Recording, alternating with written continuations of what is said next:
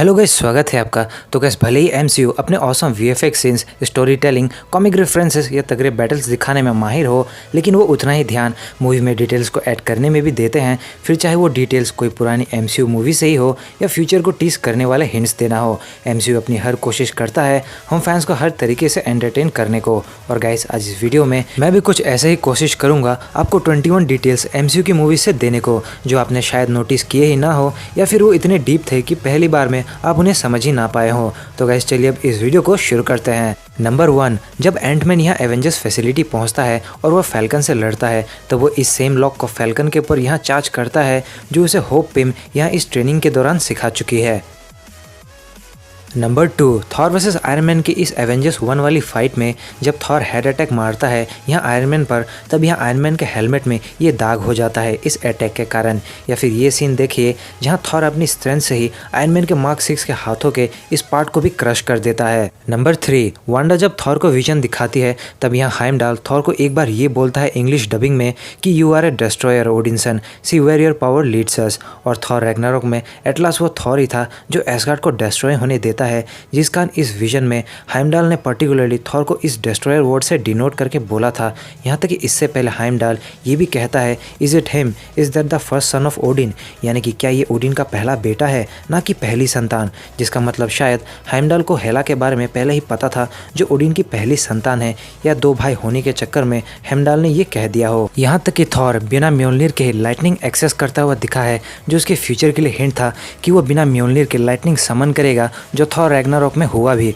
तो आप समझ सकते हैं कि एज ऑफ अल्ट्रॉन कितनी इंपॉर्टेंट थी फ्यूचर मूवीज के लिए। नंबर 4, जब आयरन मैन अपने mark 42 autonomous prehensile propulsion suit की टेस्ट करता है, तब यहाँ डम ई के ऊपर एक डंस पेपरकॉर्न कैप होता है जो सूट करता है डम ई के नेचर को कि वो काफ़ी स्टूपिड या बेवकूफ़ है, जैसा टोनी स्टार्क कई बार कहते हुए नजर आता है कि तुम बिल्कुल बेकार हो, तुम्हारी कीमत मेरी इस चीज़ से कम है या उससे। वेल, इसका प्रूफ डम ई खुद भी देता है जब वो यहाँ मार्क 42 के इस ऑसम सूट अप सीन को खराब कर देता है, जब वो पीछे से आयरन मैन के एक बचे पार्ट को उसके तरफ फेंकता है कुछ ज़्यादा ही स्पीड से कि आयरन मैन का पूरा सूट ही दोबारा निकल आता है। नंबर 5, फर्स्ट एवेंजर के इस सीन में जहां कैप्टन बस एक एंटरटेनर था और वो यहां बाइक लिफ्टिंग करता है, तो चारों तरफ क्लियरली देखिए कि ये सिंबल वाइब्रेनियम शील्ड नहीं लगता है आपको, जो कि मार्वल की बेहतरीन डिटेलिंग है और फ्यूचर के लिए एक हिंट है, जहां कैप्टन इसी सर्कुलर वाइब्रेनियम शील्ड के साथ दिखेगा मूवी के एंड में। नंबर 6, आयरन मैन 2 में ब्लैक विडो जो कि अपना नाम बदलकर एस नेटली रैशमैन बनी हुई थी और टोनी स्टार्क उसके डिटेल्स पढ़ता है, तो वहाँ हैमर इंडस्ट्रीज का नाम भी दिखता है, यानी कि वो वहाँ भी काम कर चुकी है as Natalie Rushman. Number 7, Guardians of the Galaxy volume 2 में जब योंडू के सेक्रीफाइस के बाद उसे बम पटाखों की आतिशबाजी से उसे रेवेजर्स वाली फ्यूनरल यानी श्रद्धांजलि दी जाती है, तो यहाँ एक टाइम पर इन आतिशबाजियों के बीच एक एरो फॉर्म होता हुआ दिखता है जो योंडू के याका एरो को डिनोट करता है, प्लस उसमें वो हल्का सा विसल साउंड भी सुनाई देता है जो याका एरो को यूज़ करने के लिए योंडू को साउंड करना होता है, जिसे आप हेडफोन लगा के सुने इस सीन को देखते हुए तो आपको सुनाई भी देगा। नंबर 8, विंटर सोल्जर मूवी में जब यहाँ कैप्टन अमेरिका बैट्रॉक से लड़ता है, जो कैप्टन अमेरिका का बहुत ही तगड़ा दुश्मन था कॉमिक्स का, और उसे यहाँ कैप्टन हरा भी देता है कॉम्बैट में, और फिर उसी बैट्रॉक को ही स्क्रीन पर दिखाया जाता है जब कैप्टन और पियर्स एक दूसरे से बात कर रहे थे यहाँ इस सीन पर। नंबर 9, जब मारिया रैम्ब्यू इस फाइटर प्लेन पर बैठती है, तो क्या आपने ये नोटिस किया है कि यहाँ मारिया फोटोन रैम्ब्यू लिखा है, जो कि कुछ और नहीं बल्कि मोनिका के कॉमिक्स अपीयरेंस फोटोन की तरफ इशारा है, जहाँ मार्वल कॉमिक्स में वही सुपर हीरो कैरेक्टर को एडॉप्ट करने के साथ ही इस नाम से भी जानी जाती थी। नंबर 10, सिविल वॉर में जिस किंग टिचागा को आप देखते हैं या फिर इस ड्रीम सीन पर भी, वो दरअसल साउथ अफ्रीकन एक्टर जॉन कैनी है, जबकि इस जवान टिचागा को प्ले किया है उनके रियल लाइफ के बेटे एटवांडा कैनी ने, जिस कारण काफ़ी रिलेटेबल लगा होगा दोनों ही बार जब भी आपको टिचागा स्क्रीन पर दिखे हैं एमसीयू में। नंबर 11, आयरन मैन 2 में जब इवान वांग को अपने पिता की देखरेख यहाँ कर रहा था, तब यहाँ टीवी पर जिस टोनी स्टार्क की इमेज दिखाई जाती है, उसी सेम इमेज को स्पाइडरमैन फार फ्रॉम होम के शुरुआत में दिखाया जाता है, जब I will always love you नाम के गाने के थ्रू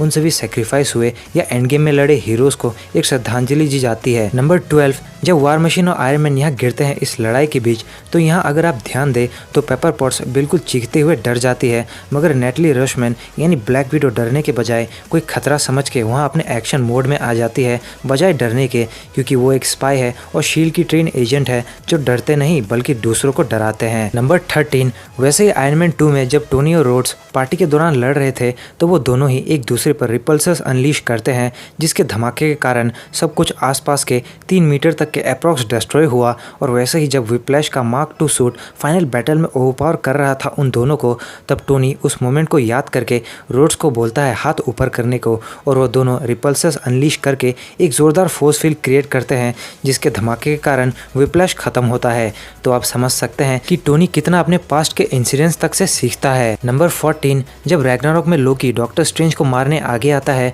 तो वो इस तरह का पोज करता है, वहीं हेला भी नेक्रोसोर्स के साथ सेम पोज करती है जो सिर्फ एक ही होता है, और थॉर हल्क के सामने बैटल अरेना में कुछ ऐसा ही सेम ही पोज करता है, यानी कि भाई बहन सब एक ही पोज मारते हैं लगभग। नंबर 15, करीना एक क्राइलोरियन रेस की थी जो रंग बिरंगे लेकिन नॉर्मल ह्यूमंस टाइप होते हैं, जिस कारण वो पावर स्टोन को होल्ड करते ही ब्लास्ट हो गई, मगर स्टार लॉर्ड आधा ह्यूमन और आधा सेलेस्टियल है, जिस कारण वो काफ़ी समय तक पावर स्टोन को होल्ड कर पाया अकेले ही, लेकिन ज़रा देर करता तो वो भी मर जाता क्योंकि वो आधा ह्यूमन है। मगर थॉर के माथे पावर स्टोन बस उसको खरोच दे पाई और बॉडी के कोई और पार्ट में थॉर को कुछ नहीं हुआ, क्योंकि वो एक एसगार्डियन रेस और एक गॉड है जो एसगार्डियन गॉड की फिजियोलॉजी रखते हैं। वहीं थैनोस पावर स्टोन को होल्ड करता है तब उसके हाथों को छोड़कर कहीं और बॉडी के पार्ट में कोई इफेक्ट नहीं दिखा, क्योंकि वो इटर्नल अलार्स और स्विसैन का बेटा है, जहां इटर्नल को गॉड लाइक कैरेक्टर्स माना जाता है। प्लस उसके अंदर डेवियंस की जीन्स भी है, जहां डेवियंस बहुत ही अच्छा हीलिंग फैक्टर प्रोसेस करते हैं मार्वल कॉमिक्स में। नंबर 16, कैप्टन अमेरिका जहां इस सीन में बकी को बचाते हुए उसकी लॉन्ग जंप करने की बारी आती है, तब जो बैकग्राउंड म्यूजिक बजता है वही सेम म्यूजिक एंड गेम की म्योलिर उठाते वक्त यहाँ बजता है, जो बिल्कुल सेम है, बस एंड गेम का वो बैकग्राउंड म्यूजिक थोड़ा सा मॉडिफाइड और ज़्यादा लाउड और क्लियर है। नंबर 17, जहां एमसीयू में अल्ट्रॉन विजन को फॉर्म करता है, मगर कॉमिक्स में अल्ट्रॉन जोकास्टा को फॉर्म करता है उसके पार्टनर के तौर पर, जो बाद में एवेंजर्स का साथ दे देती है। और वैसे ही विजन यहाँ एमसीयू में अल्ट्रॉन विजन को बनाता है, मगर एट लास्ट वो एवेंजर्स के साथ दे देता है अल्ट्रॉन को हराने में, यानी कि अगर अल्ट्रॉन विनोद को बनाता तो वो भी एवेंजर्स का साथ ही दे देता। नंबर 18, जब थॉर यहाँ हेला से लड़ नहीं पाता अपना सब कुछ इस्तेमाल करके, तब वो ओडिन को याद करता है और ओडिन उसे गाइड करते हैं हेला से बचने के लिए। वैसे ही जब थॉर कॉमिक्स में रून किंग थॉर बनने निकलता है और वो हेल पहुंचता है जहां हेला का राज था, तब वो अपने फादर को याद करता है और वहां से ओडिन की स्पिरिट थॉर को निकाल लाती है। तो आप समझ सकते हैं कि कॉमिक्स को कैसे घुमा फिरा के मार्वल एमसीयू में औसम तरीके से शो करता है। नंबर 19, जब यहाँ जीमो अपनी वाइफ की रिकॉर्डिंग की हुई बातों को यहाँ सुनता है और तभी ब्लैक पैंथर वहाँ आता है पीछे से, तो क्या आपने मार्वल की इस औसम डिटेल को देखा जहाँ जीमो के सेलफोन के टावर सिग्नल में